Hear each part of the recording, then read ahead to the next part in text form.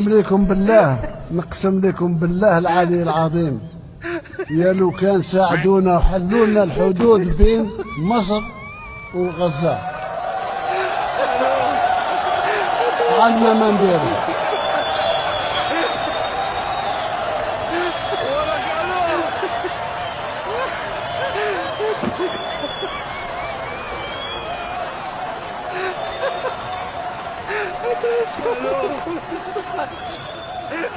عندنا ما نديرو، وراني توعدت والجيش راه جاهز، مجرد ما يحلوا لنا الحدود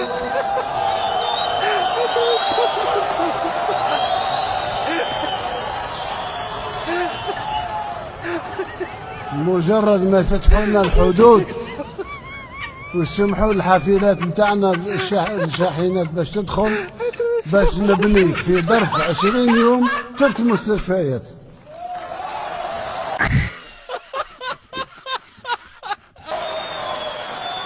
نبعث مئات الأطباء